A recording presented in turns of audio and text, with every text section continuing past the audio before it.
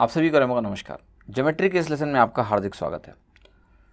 इसमें बात करेंगे स्टैंडर्ड इक्विलेटरल ट्रायंगल की। एक्चुअली जो आपकी सिमिलैरिटी की अभी अंडरस्टैंडिंग हुई है, उस सिमिलैरिटी की अंडरस्टैंडिंग को थोड़ा सा और बेहतर बनाने के लिए और उसका एक छोटा सा एप्लीकेशन कि उसकी अंडरस्टैंडिंग से हम क्या क्या कर सकते हैं, और स्टैंडर्ड इक्विलेटरल ट्रायंगल जो मैं आपको बताऊंगा, this is going to be most important.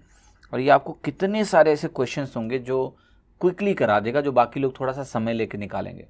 ठीक है, तो इसको बहुत अच्छे से अंडरस्टैंड करना है। जो वैल्यूज़ मैं आपको बताऊंगा, जो बताऊंगा कि इसको ध्यान रखना है, उन वैल्यूज़ को बाकायदा ध्यान रखना है कि आपके लिए क्वेश्चंस आसान ही रहें हमेशा। और इसके एप्लीकेशंस बहुत होंगे, मतलब अभी तो बस शुरुआत की है मैंने आपके लिए, और इसको आप बहुत अच्छे से अंडरस्टैंड करो। तो देखो, आपके सामने मैं एक इक्विलेटरल ट्राइंगल ले रहा हूँ जिसकी साइड्स में ले रहा हूँ 2। ठीक है, 2 क्यों ले रहा हूँ, इसके पहले मैं आने के पहले मैं बात करूँगा कि चलो मान लेते हैं कि पहले ए ही ले लो। अगर आप ए लेते हो तो मैं कुछ चीज़ें लिख रहा हूँ आपके सामने, बहुत ध्यान से देखना। एक तो मैं लिख रहा हूँ एरिया। एरिया कितना हो जाएगा, ए पे एरिया होता है √3/4a²। अगर मैं पेरीमीटर की बात करूँ तो यहाँ पर जो इसका पेरीमीटर होता है, यानी परिमाप जो होता है, वो आपका होता है 3a। ये हो गया। इसके बाद देखिए, ये जो अल्टीट्यूड है इसको बोलते हैं अल्टीट्यूड।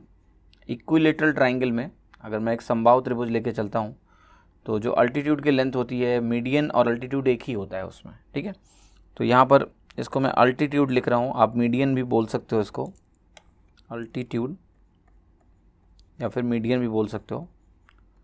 तो इसकी जो लेंथ होती है ना, ये √3/2a होती है ना। आप ये कैलकुलेट कर सकते हो, a और ये a/2 बनेगा, पाइथागोरस लगा दो, वैल्यू आ जाएगी। फिर एक होता है इसका इन रेडियस। इन रेडियस होता है, एक आपका सरकम रेडियस होता है। तो जब इन रेडियस सरकम रेडियस जब मैं बताऊंगा इन सेंटर और सरकम सेंटर, तो उसमें और डिटेल में आएगा ये चीज़ें। अभी मैं इसको डायरेक्टली लिखूंगा। ठीक है, तो यह होता है आपका a/2√3 और ये होता है आपका a/√3। ये कुछ वैल्यूज़ मैंने आपके सामने लिखी हैं जो कि स्टैंडर्ड वैल्यूज़ हैं। Area, perimeter, altitude, median, inradius, circumcentre नहीं कहना चाहिए, सरकम रेडियस ये कुछ वैल्यूज़ आपके सामने लिखी हैं। अब देखो क्या है कि यहाँ पर जो डिनोमिनेटर में 4 आ रहा है, इसको मैं हटाना चाहता हूँ, स्पेशली एरिया में, क्योंकि एरिया इक्विलेटरल ट्रायंगल का बहुत बार इस्तेमाल होगा। तो मैं कहूँगा अगर मैं इस साइड को 2 रख दूँ, जैसे ही मैं इसको 2 रखूँगा तो आप देखोगे एरिया कितना हो जाएगा, एरिया विल बिकम √3/4a² कितना हो जाएगा, 4 के बराबर हो जाएगा। तो एरिया आपका आ जाएगा √3। पेरीमीटर कितना आ जाएगा, ध्यान से देखना, पेरीमीटर आपका आ जाएगा सिंपली 6। अल्टीट्यूड कितना आ गया, अल्टीट्यूड कितना आ गया, या मीडियन लेंथ कितनी आ गई, ये आपकी आ गई सिंपली √3। ए की वैल्यू 2 रख दो। इन रेडियस कितना आ गया, इन रेडियस आ गया, ए की वैल्यू 2 है तो 1/√3 हो गई, 2 से 2 कैंसिल हो गया। सरकम रेडियस आपका हो जाएगा 2/√3। ठीक, तो एरिया मतलब क्षेत्रफल, पेरीमीटर परिमाप है, अल्टीट्यूड मीडियन यानी माध्यिका हो गई है, इन रेडियस का मतलब अंतः त्रिज्या, और सरकम रेडियस आपका परिवृत्त की त्रिज्या होती है। ठीक है, सरकम रेडियस। तो इतनी जो वैल्यूज़ मैंने आपके सामने लिखी हैं, ये बहुत इंपॉर्टेंट है। आपको ध्यान ये रखना है कि अगर मेरे पास कोई भी इक्विलेटरल ट्राइंगल है जिसका साइड अगर 2 है, तो ये सारी वैल्यूज़ आपके जबान पे होनी चाहिए। क्विक रिएक्शन, मतलब साइड 2 का एरिया √3, सेकंड नहीं लगने चाहिए, तुरंत रिएक्शन होना चाहिए। 6, altitude median √3, inradius 1/√3, circumradius 2/√3, ये सब चीज़ें क्विकली होनी चाहिए, मतलब you should not take even time, बिल्कुल समय लगना ही नहीं चाहिए। ठीक है, साथ ही साथ कुछ और चीज़ें हैं जो आपको जाननी चाहिए कि जैसे जो यहाँ पर अल्टीट्यूड और मीडियन जब सेम ही होता है, तो आपको पता है कि मीडियन इसको 2:1 में डिवाइड करता है। क्लियर, मीडियन अगर 2:1 में डिवाइड करता है, और यही इसका आपको पता है, ये एंगल बाइसेक्टर भी यही होता है, राइट। कोण समद्विभाजक भाजक भी यही होता है, परपेंडिकुलर बाइसेक्टर भी यही होता है, लंब जो भाजक होता है वो भी यही होता है। तो यही सारे सेंटर्स होते हैं। सेंटर्स आपको अलग से पढ़ाए जाएंगे सब कुछ डिटेल में।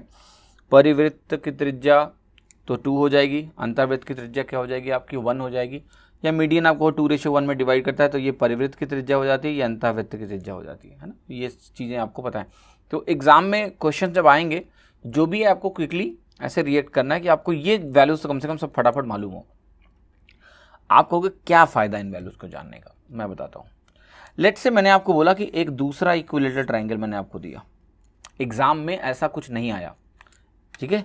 एग्ज़ाम में क्या आया मैं आपको दिखाता हूँ। जैसे ही आपको ये वैल्यूज़ पता चल गई, अब मैं बताता हूँ आपको अभी क्या मालूम चल गया, ये चीज़ आपके दिमाग में अब है हमेशा के लिए कि 2 अगर है, एरिया को मैं ए लिख रहा हूँ, तो एरिया मेरा √3 होता है, पेरीमीटर क्या होता है 6 होता है।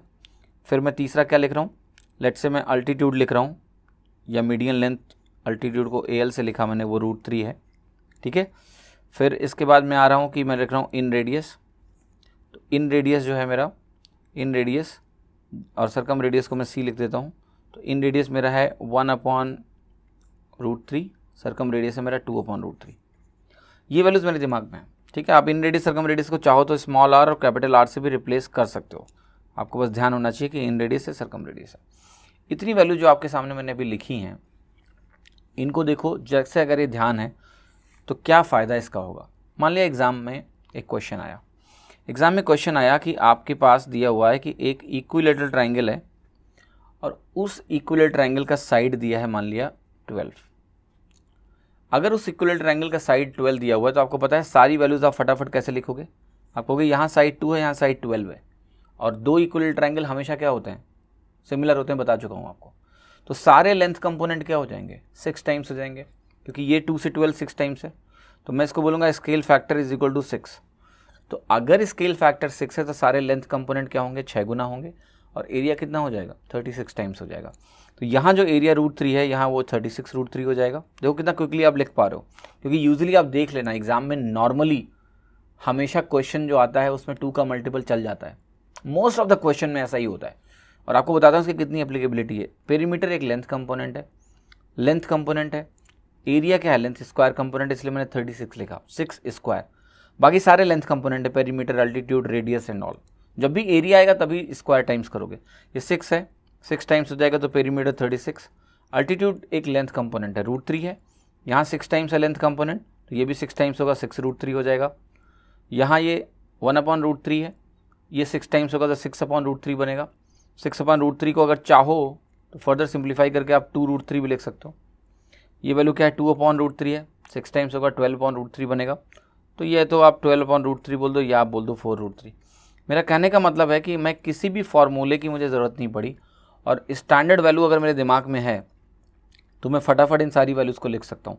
आप कहोगे कि ठीक है चलो और क्या एप्लीकेशन है, और एप्लीकेशन ये है, देखो आपको मान लिया एग्जाम में कुछ ऐसा दे दिया, उन्होंने बोला कि ये अल्टीट्यूड एक इक्विलेटरल ट्राइंगल है, उसका बोल दिया कि जो अल्टीट्यूड है वो 18 है, बताओ क्या क्या होगा। अल्टीट्यूड मान लिया आपको 18 दे दिया, तो आप कहोगे कि जो मैं ट्राइंगल जानता हूँ स्टैंडर्ड वाला, उसका अल्टीट्यूड क्या होता है, √3 होता है। यहाँ अल्टीट्यूड अगर 18 दिया है तो क्लियरली 6 √3 टाइम्स दिया हुआ है, 6 √3 टाइम्स दिया हुआ है। 6 √3 टाइम्स देने का मतलब क्या हुआ कि जो एरिया है आपका या स्केल फैक्टर है वो 6 √3 है, तभी 18 बनेगा। स्केल फैक्टर अगर 6 √3 तो देखो फटाफट वैल्यू कैसे लिखोगे। आपसे पूछ रहा हूँ बताओ एरिया क्या होगा, आप कहोगे के स्क्वायर कैसे निकलेगा, यहाँ से 36 × 3 108। ये क्वेश्चन एग्जाम में आए हुए हैं, इनका इस्तेमाल एग्जाम में आया हुआ है। तो के स्क्वायर 108 हो गया, तो स्टैंडर्ड ट्राइंगल का एरिया क्या होता है, √3, साइड क्या है 6 √3 टाइम्स, तो उसका एरिया हो गया 108 √3। पेरीमीटर आप कहोगे पेरीमीटर तो 6 √3 टाइम्स होगी, तो 6 × 6 √3, क्योंकि यहाँ के 6 √3 आ गया, 36 √3 हो गया। अल्टीट्यूड क्या होगा, आप कहोगे √3 वहाँ होता है, यहाँ 6 √3 टाइम्स हो जाएगा। अल्टीट्यूड एक्चुअली दिया ही हुआ था 18, तो ये 18 हो गया। सरकम रेडियस की बात करेंगे, सरकम रेडियस इन रेडियस अगर आपको निकालना है तो 1/√3, 1/√3 है, तो ये क्या हो जाएगा 6 √3 × √3, तो ये 6 हो गया आपका। वैसे ही वेरीफाई कर सकते हो कि अगर ये पूरा 18 है तो ये 2:1 में डिवाइड करता है, 2:1 में डिवाइड करेगा तो ये वैल्यू कितना हो जाएगा आपका 12, ये वैल्यू आपका हो जाएगा 6। तो ये आपका सरकम रेडियस है, इन रेडियस। पर यहाँ से भी डायरेक्ट हम निकाल पा रहे हैं कि 2/√3 है, इसको आप मल्टीप्लाई करोगे 6 √3, तो ये वैल्यू कितनी बन जाएगी 12। कुछ भी आपको दे दें, आप बाकी वैल्यूज़ को फटाफट लिख पाएंगे, और एग्जाम में ये सब चीज़ें बार बार आती रहती हैं। स्टैंडर्ड वैल्यू जानने का ये फ़ायदा। मैं एक एग्जांपल दे रहा हूँ, मान लिया आपको एक ट्राइंगल दिया इन्होंने, और इस ट्राइंगल में ये क्या दे रहे हैं ध्यान से देखना। इस ट्राइंगल में इन्होंने आपको ये बता दिया कि जो इस ट्राइंगल का सरकम रेडियस है, लेट से r, इन्होंने बोला कि इस ट्राइंगल का जो सरकम रेडियस है वो आपका है 3 √3, और ये सारे पेरीमीटर्स में से कुछ भी निकालने को बोल दिया आपसे। आपको कुछ नहीं सोचना है, आप कहोगे मैं जो ट्राइंगल जानता हूँ उसका सरकम रेडियस होता है 2 √3, लेकिन आप कह रहे हो कि यहाँ सर्कम रेडियस क्या दिया हुआ है 3√3, तो मैं कहूँगा मेरे को स्केल फैक्टर निकालना कि किससे मल्टीप्लाई करूँ कि ये आ जाए। तो आप कहोगे सिंपली, अगर आप ध्यान से देखो यहाँ तो 3 लाना है, तो एक तो 3/2 चाहिए। फिर आप कहोगे 3/2 लाने से काम नहीं बनेगा, आपको यहाँ पर इस √3 को √3 में कन्वर्ट करना है यहाँ पर। तो आप कहोगे सिंपली अगर आप 9/2 करोगे इसका, देखो 9/2 इंटू स्टैंडर्ड वैल्यू अगर आप करते हो, लेंथ कंपोनेंट है, लेंथ कंपोनेंट है, सो 9/2 इंटू 2√3 अगर आप करोगे तो 9√3 मिलेगा, जो 3√3 हो जाएगा अल्टीमेटली। तो स्केल फैक्टर यहाँ जो आया मेरा वो 9/2 आ गया। जैसे ही 9/2 आया, आप देखो क्या करना है। स्टैंडर्ड ट्राइंगल की जो एरिया होती है वो √3 होती है, लेकिन अगर स्केल फैक्टर 9/2 है तो ये हो जाएगा 81/4, ये एरिया हो गया। फिर आप कहोगे पेरीमीटर स्टैंडर्ड का 6 होता है, अगर 2 का है, यहाँ क्या होगा 6 इंटू 9/2 27 हो गया। How quickly you are able to write the values. ठीक है, कोई दिक्कत हो रही है? दिक्कत होनी नहीं चाहिए। ओके, उसके बाद आपने कहा कि अल्टीट्यूड लिखना है मुझे। अल्टीट्यूड यहाँ √3 होता है, यहाँ आप क्या करोगे 9/2 √3 आ जाएगा, 9/2 √3 आ गया, या 9√3/2 बोल सकते हो। यहाँ पर आपको ये दोनों वैल्यू तो डायरेक्टली लिख सकते हो, क्योंकि अगर ये 3√3 दिया हुआ है तो ये उसका हाफ होता है 3√3/2। कहने का मतलब ये है कि हैविंग दिस नॉलेज, कभी भी इक्विलेटरल ट्राइंगल का एरिया वरिया लिखना है तो बहुत आसान हो जाता है, और इससे आपके क्वेश्चंस बहुत सरल हो जाएंगे। जब मैं आपको प्रैक्टिस कराऊंगा तो दिखाऊंगा इसका कितना बेहतर इस्तेमाल हम करेंगे। कई ऐसे क्वेश्चंस में करेंगे जहां आप सोच भी नहीं सकते हो, जहां आपको मे बी ये सारी वैल्यूज दी ही नहीं हो, 12 दिया ही नहीं हो, साइड्स का पता ही नहीं हो, कोई जनरल ट्राइंगल की बात कर रहा है, वहाँ भी हम स्टैंडर्ड ट्राइंगल मान के फटाफट आंसर निकाल लिया करेंगे। तो जब क्वेश्चंस होंगे तो you will get more and more clarity about this. आगे मैं बताता हूँ इसका फ़ायदा क्या हुआ। आप कहोगे ठीक है, क्या करेंगे ऐसे कैसे, और क्या एप्लीकेशन इसका। तो मैं कहूँगा देखो, एक ज्योमेट्री होती है जिसको आप बोलते हो सम षटभुज। सम षटभुज हिंदी में बोलते हैं, मैं लिख रहा हूँ, या फिर आप इसको बोलते हो हेक्सागन। और हेक्सागन कौन सा? Regular hexagon. तो मैं लिख रहा हूँ रेगुलर हेक्सागन। तो रेगुलर हेक्सागन में क्या होता है, अगर आप उसको सेंटर लो तो उसमें होते हैं 6 इक्विलेटरल ट्राइंगल्स। तो क्या होगा कि अगर आपको इक्विलेटरल ट्राइंगल यानी समबाहु त्रिभुज समझ में आ चुका है तो रेगुलर हेक्सागन भी आसान हो गया। कैसे? मैं आपको एग्जांपल देता हूँ।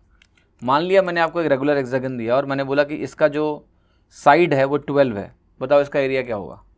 तो आप समय लगाओगे क्या? बिल्कुल भी नहीं। आप कहोगे कि देखो एक इक्विलेटरल ट्राइंगल हो गया ये, जिसका एरिया कितना है 12 है, साइड 12 है। इक्विलेटरल ट्राइंगल का अगर साइड 12 होता है तो एरिया कितना होता है? आप कहते हो 36√3 होता है। क्यों? क्योंकि मैं जानता हूं कि 2 वाले का एरिया क्या होता है, √3 होता है। 2 वाले का एरिया अगर √3 होता है तो 12 वाले का क्या होगा 6 टाइम्स 36√3 होगा। लेकिन ये तो एक इक्विलेटरल ट्राइंगल बना, यहाँ पर तो 6 है, सो 36 टाइम्स 6 बन गया, जो कि आपका कितना हो गया 216√3। 216√3 छोटा सा एग्जाम्पल है, मैं बता रहा हूँ कि इससे things are going to be so simple. तो अगर आपको इक्विलेटरल ट्राइंगल की क्लैरिटी है, अगर आपको इक्विलेटरल ट्राइंगल की क्लैरिटी है, देन आपको समय नहीं लगेगा ये पता करने में कि भाई रेगुलर हेक्सागन में क्या होने वाला है। रेगुलर हेक्सागन की सारी चीज़ें भी मुझे क्लियर होंगी, I will be able to solve it faster. तो अभी मैं आपको कोई बहुत बड़ा एप्लीकेशन इसका नहीं दिखा रहा हूँ, अभी मैं आपको सिर्फ इक्विलेटरल ट्राइंगल और किस अंडरस्टैंडिंग के साथ, जो हमारा सिमिलैरिटी है उसकी अंडरस्टैंडिंग के साथ मैंने आपको ये कहीं ना कहीं सिंप्लीफाई करने की कोशिश करी है, जो आपको हमेशा ध्यान रखना है कि इक्विलेटरल ट्राइंगल में क्या होगा। बाकी स्टैंडर्ड वैल्यू पे और वीडियोस बनेंगे, बहुत सारे फिगर्स हैं जिसमें हमें स्टैंडर्ड वैल्यू जानना है, but this is the most important value. और एक छोटा सा एप्लीकेशन मैंने आपको बताया कि सिमिलैरिटी का इस्तेमाल करके कैसे हम सारे इक्विलेटरल ट्राइंगल को सिंप्लीफाई कर सकते हैं। There can't be anything complex, we can easily find it out. तो वो चीज़ हम लोग कहीं ना कहीं आराम से जब क्वेश्चंस करेंगे तो आपको क्लैरिटी और मिलेगी। बट ये वैल्यूज़ सबसे इंपॉर्टेंट मेरे लिए ये है कि बिफोर वी मूव फॉरवर्ड या आप आगे के लेसन्स में जाओ, इन स्टैंडर्ड वैल्यू पे इतनी मास्टरी कर लेना कि सोते जगते कभी भी कोई कुछ भी पूछ ले इसमें से स्टैंडर्ड वैल्यू साइड 2 पे समय नहीं लगना चाहिए, बिकॉज ये गेटवे है। आपको मैं बता रहा हूँ, this is just a gateway. अगर आप ये प्रोसेस जब अंडरस्टैंड करोगे तो कई सारे ऐसे केसेस होंगे जहाँ पर मैं आपको स्टैंडर्ड वैल्यू लिखना सिखा दूंगा। Even during the exam you get a figure, उसके बारे में कोई भी आइडिया नहीं, वो चीज़ें आपके लिए आसान हो जाएंगी। You have to understand this, just make sure कि ये वैल्यूज़ आपके लिए केक वॉक बने, आपकी सारी चीज़ें मैं आगे आसान करूँगा। ठीक है, उम्मीद करता हूँ कि ये स्टैंडर्ड वैल्यू का लेसन आपको काफ़ी पसंद आया होगा। Thank you.